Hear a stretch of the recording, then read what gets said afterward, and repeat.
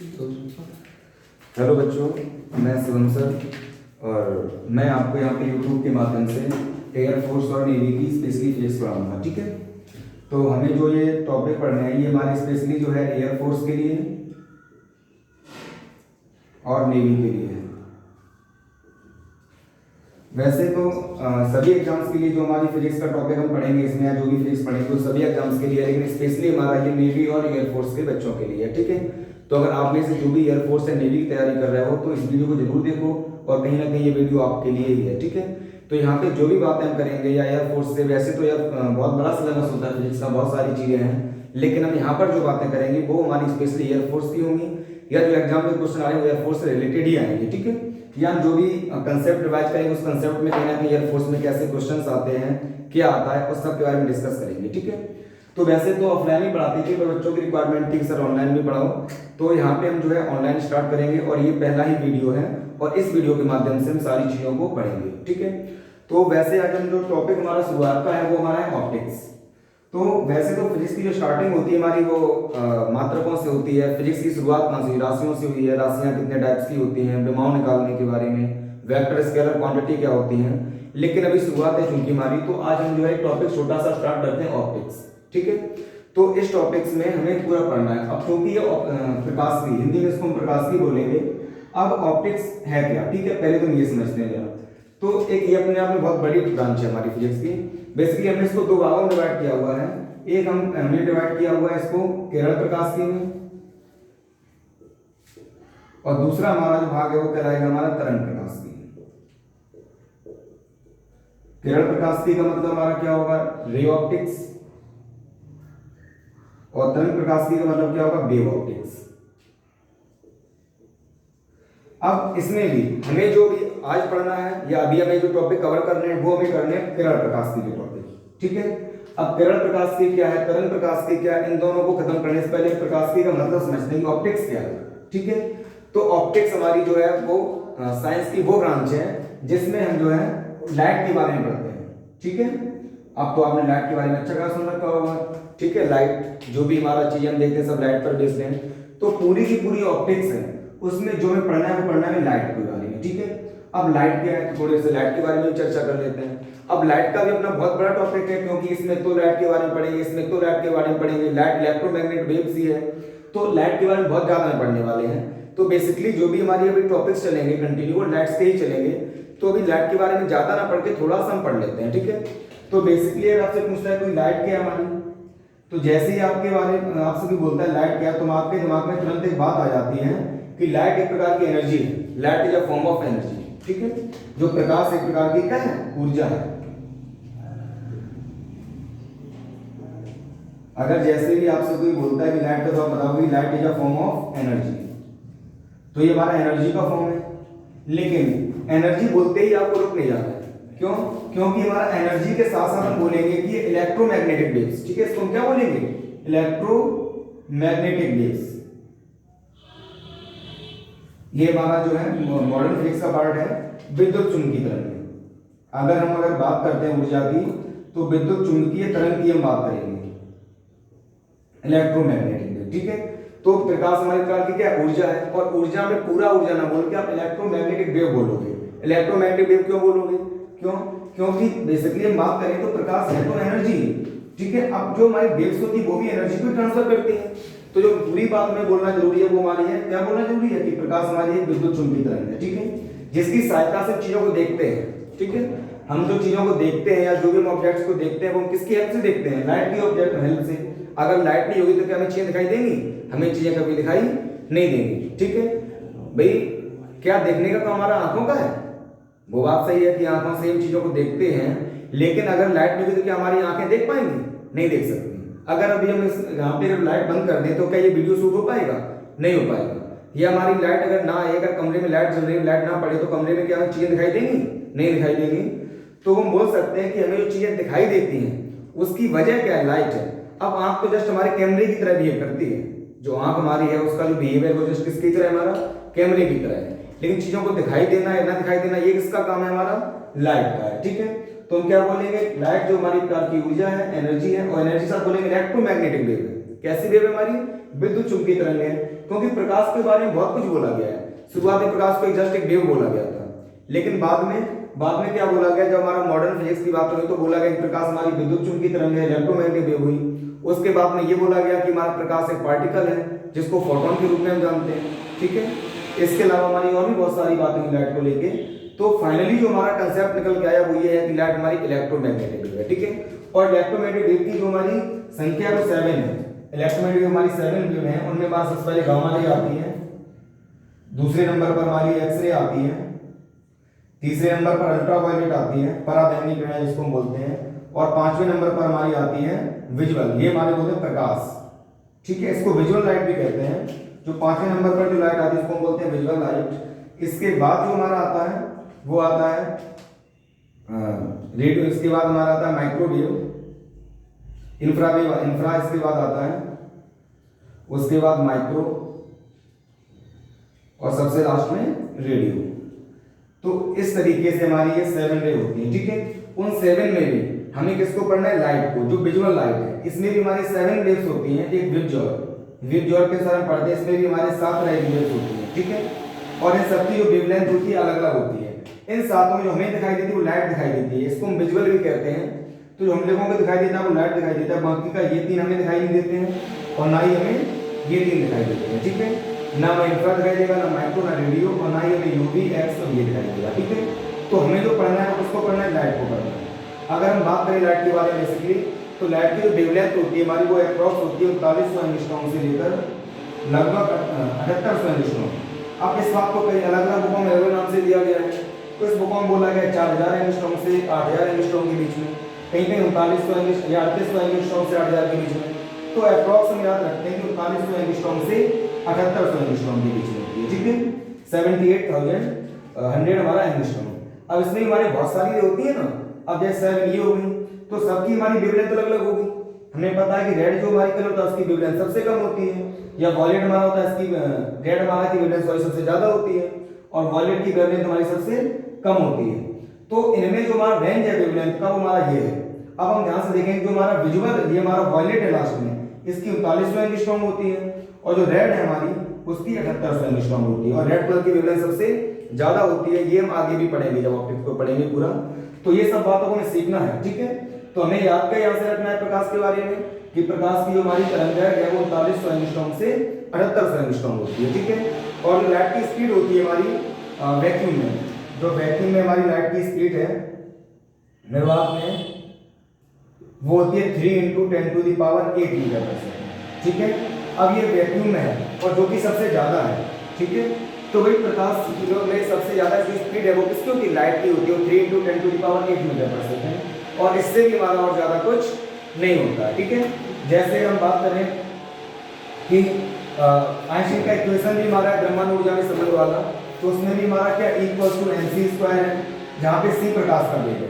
तो वहां पे ये बात बोली गई थी कि हमारा जो पूरा यूनिवर्स है हमारा वो इन सब 3 चीजों से मिलकर बना है, ब्रह्मांड से, ऊर्जा से और प्रकाश के वेग से। तो पूरा का पूरा हमारा जो यूनिवर्स है उन्हीं सब चीजों से मिलकर बना हुआ है, ठीक है। तो ये हमारा इन्हीं चीजों से मिलकर बना हुआ है। तो प्रकाश का हमारा एक बहुत बड़ा टॉपिक है, ठीक है। और हमें अभी पढ़ना है किसको, रे ऑप्टिक्स को, ठीक है। तो हेड डाल दो आप रे ऑप्टिक्स, ठीक है। और रे ऑप्टिक्स में हमारी ऐसी बहुत सारी घटनाएं हैं। रे ऑप्टिक्स का मतलब क्या है, हमारा किरण प्रकाश की। अगर उसकी पूछता है, फिर से हम रिपीट करते हैं उस बात को, अगर उसकी पूछे किरण प्रकाश की का मतलब क्या है, तो किरण प्रकाश में ये बोला गया प्रकाश हमारी प्रकार की किरण है। प्रकाश हमारी रे के फॉर्म में चलती है। प्रकाश का जो रास्ता होता है वो क्या होता है, किरण होता है, ठीक है। भाई अगर कोई किरण के बारे में पूछता है कि हमारा किरण प्रकाश की क्या है, रे ऑप्टिक्स क्या है, तो हम बोलेंगे इसमें प्रकाश हमारा जो है वो एक रे के फॉर्म में चलता है, एक हमारा जो किरण के फॉर्म में चलता है। अब एक क्वेश्चन हमारा कुछ बड़ा इंपॉर्टेंट सा आता है कि प्रकाश हमारे किरण के रूप में चलता है, क्यों, इसका रीजन क्या है, उसकी वेवलेंथ, उसकी फ्रीक्वेंसी, उसकी वेलोसिटी या कुछ और। तो हमारा यहाँ पे जो आंसर होगा उसका हमारा होगा वेवलेंथ, क्योंकि हमें पता है कि प्रकाश की जो वेवलेंथ होती है बहुत कम होती है। अभी हमने लिखा ना 3900 एंगस्ट्रॉम से 7800 एंगस्ट्रॉम। अब ये एंगस्ट्रॉम में है, और एंगस्ट्रॉम में समझते हो आप, एक एंगस्ट्रॉम जो होता है वो 10⁻⁻10 के बराबर होता है, समझ रहे हो ना। जो एक एंगस्ट्रॉम हमारा होगा वो 10⁻⁻10 के बराबर होगा, जो कि बहुत छोटा है। अगर कोई चीज एंगस्ट्रॉम में -10 में है, तो अगर आप फाइनली इस चीज को सॉल्व करोगे तो ये हमारी वैल्यू बहुत कम आएगी। और ये वैल्यू हमारी बहुत कम है, इस वजह से बोलते हैं प्रकाश हमारा किरण के रूप में चलता है। और जब हम पढ़ेंगे वेव ऑप्टिक्स, तो वेव ऑप्टिक्स में पढ़ेंगे प्रकाश हमारा क्या है, एक तरंग है, तो वहां पर तरंगों के बारे में बात होगी, जैसे व्यतिकरण हुआ, विवर्तन हुआ, ठीक है, इंटरफेरेंस, डिफ्रैक्शंस, ठीक है, तो वो चर्चा हमारी सब उसमें होगी। और यहाँ पर हम क्या पढ़ेंगे वेव ऑप्टिक्स में, प्रकाश का अपवर्तन, प्रकाश का परावर्तन, reflection of light, refraction of light, prism को पढ़ेंगे, लेंस को पढ़ेंगे, मिरर को पढ़ेंगे, तो ये सब बातें हम कहाँ पे पढ़ेंगे, रे ऑप्टिक्स में, ठीक है। चलो, तो हमें जो पढ़ना है वो रे ऑप्टिक्स को पढ़ना है, और रे ऑप्टिक्स में सबसे पहले जो मेन डालेंगे वो डालेंगे प्रकाश का परावर्तन, रिफ्लेक्शन ऑफ लाइट। तो जो हमें आज पढ़ना है बेसिकली, जो अच्छे से कमांड करनी है जिस चीज पे, वो हमारा है प्रकाश का परावर्तन, प्रकाश का परावर्तन, रिफ्लेक्शन ऑफ लाइट, ठीक है। तो समझते हैं रिफ्लेक्शन ऑफ लाइट क्या है। तो सिंपल सा इसकी डिफरेंस सबसे नहीं है, बहुत आसान सी चीज है कि जब भी हमारी कोई लाइट रे है, ठीक है, जब भी हमारी कोई लाइट रे है वो किसी पॉलिशदार सरफेस पर, पॉलिशदार हो या पारदर्शी पृष्ठ बोल दो, ओपेक सरफेस बोल दो, कुछ भी बोल दो, ठीक है, बस हर ट्रांसपेरेंट ना हो। ट्रांसपेरेंट तो हम समझते हैं कि आर पार दिखाई देना, ठीक है, तो जिन चीजों के मार पार देख सकते हैं वो चीज हमारी क्या होती है, ट्रांसपेरेंट होती है। तो बस हमारा सरफेस अपारदर्शी होना चाहिए, ठीक है, कैसा होना चाहिए, अपारदर्शी। अपारदर्शी बोले तो ओपेक, क्या बोलेंगे इसको इंग्लिश में, ओपेक बोलेंगे। तो सरफेस हमारा ओपेक हो, अब उस पर अगर हमारा जैसे कोई कांच की हमारी प्लेट है, स्लेट है, उस पर हम पॉलिश कर देंगे, तो पॉलिश करने के बाद वो कैसी हो जाएगी हमारी, वो पूरी तरीके से ओपेक हो जाएगी। तो जब प्रकाश किसी हमारा पारदर्शी पृष्ठ पर टकराता है, ठीक है, इस तरीके से, तो टकराने के बाद जो मोस्टली पार्ट है उसका वो टकरा के उसी मीडियम में वापस लौट जाता है, ठीक है, उसी मीडियम में वापस लौट जाता है। तो प्रकाश किरण का या लाइट का, हमारा रे का वापस उसी मीडियम में लौटने की जो हमारी घटना होगी, उस घटना को क्या बोलेंगे, प्रकाश का परावर्तन, ठीक है।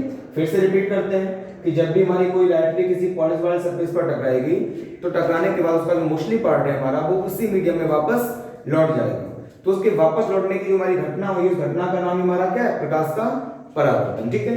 अब इसमें जो हमारी कुछ बातें करते हैं, अब जैसे ये रे आई, इसको बोलते हैं इंसिडेंट रे, आपतित किरण, क्या नाम दे देंगे इसको, इंसिडेंट रे, ठीक है, आपतित किरण बोलेंगे।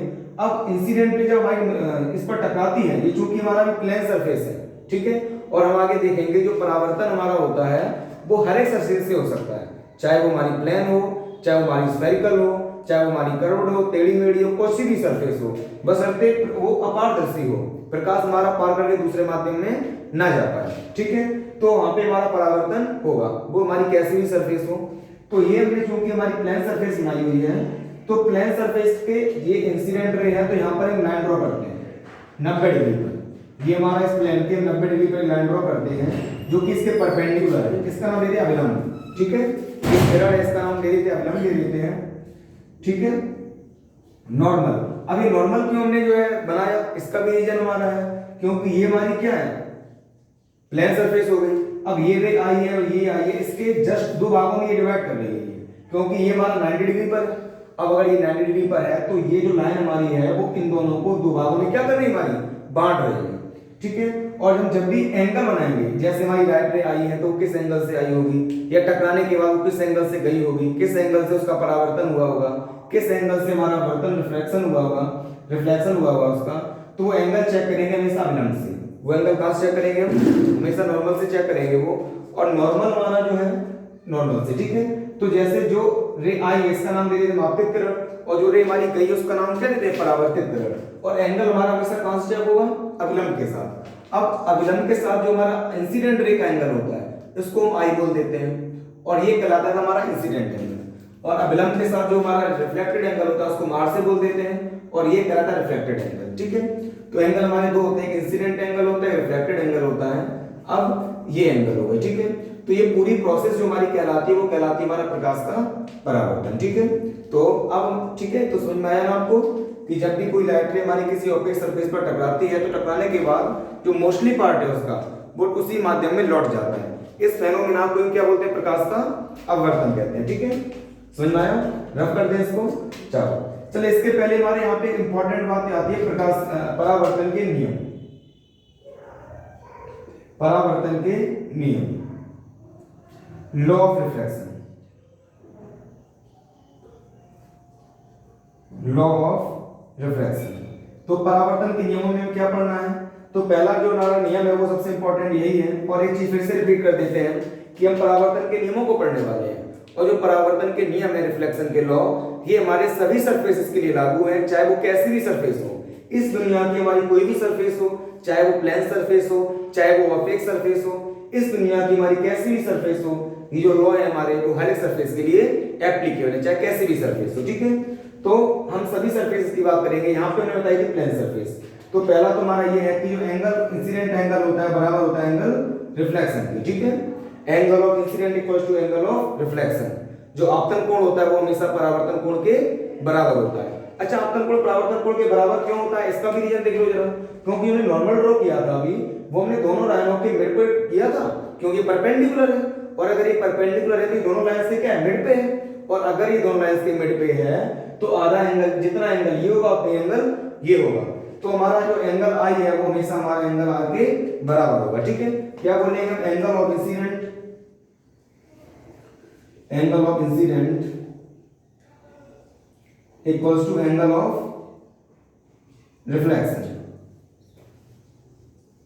जो एंगल ऑफ इंसिडेंट होगा हमारा वो इक्वल होगा एंगल ऑफ रिफ्लेक्शन के। ठीक है, और दूसरा जो हमारा लॉ है वो ये है कि इंसिडेंट रे ये वाली, रिफ्लेक्टेड रे ये वाली, और ये normal, all lie in same plane. ये सभी के सभी हमारी सेम प्लेन में क्या करते हैं, लाई करते हैं। ठीक है, इंसिडेंट रे, रिफ्लेक्टेड, नॉर्मल हमारे सभी के सभी सेम प्लेन में लाई करते हैं। जैसे ठीक है, incident ray,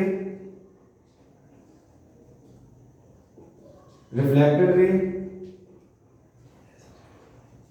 and normal all lie in same plane. ठीक है, तो इंसिडेंट रे हुई हमारी, रिफ्लेक्टेड रे, नॉर्मल हुई, तीनों हमारे एक ही प्लेन में लाई करते हैं। ठीक है, अच्छा, एक ही प्लेन में लाई करने का मतलब क्या है, कई बार हमें ऐसा समझ में ऐसा लगता है कि ये रे आई है और ये रे गई है तो हमारी एक ही प्लेन में है, या ऊपर है तीनों तो एक ही प्लेन है, तो ऐसा नहीं है। ये जो हमारी आई है, तो अगर ये एक्स एक्सिस के अलोंग आई है, अगर ये रे हमारी एक्स एक्सिस के अलोंग आई है तो टकराने के बाद भी हमारी कैसे जाएगी, एक्स एक्सिस में ही जाएगी, और नॉर्मल हमारा एक्स एक्सिस में ही होगा। भाई ऐसा तो कभी नहीं होता जैसे हमारी कोई लाइट है हमारी जो ऐसे कोई भी, जैसे ये जेड एक्सिस में हमने मान लिया ये व्हाइट बोर्ड है, ठीक है, 3D है या 2D है ये, तो जैसे कोई लाइट है हमारी ऐसे आई है तो ये जेड एक्सिस मान ली, तो क्या टकराने के बाद ऊपर चली जाएगी?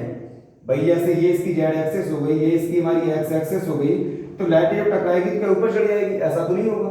ठीक है, अगर वो हमारी ऊपर आई तो वापस लौटेगी। अब चूंकि ये 2D है हमारा तो हमारी वो वापस बैक हो जाएगी उसी पाथ में, उसी डायरेक्शन में। ठीक है, तो हम ध्यान रखेंगे कि जो इंसिडेंट रे है और रिफ्लेक्टेड रे और नॉर्मल, ये तीनों हमारे एक ही प्लेन में लाई करते हैं। और एक ही प्लेन में लाई होने का मतलब ऐसा नहीं है कि हमारी एक ही हो रही है। एक ही प्लेन में लाई होने का मतलब ये है कि अगर हमारी लाइट रे एक्स एक्सिस में आई है तो टकराने के बाद हमारी एक्स एक्सिस में ही जाएगी, नॉर्मल भी हमारा एक्स एक्सिस पर ही होगा। अगर लाइट रे हमारी वाई एक्सिस में आई है तो टकराने के बाद वाई एक्सिस में ही जाएगी, नॉर्मल भी हमारा कहां होगा, वाई एक्सिस में ही होगा। ठीक है, तो तीनों हमारी, ठीक है, तीनों हमारी किस में होंगी, एक ही एक्सिस में होंगी।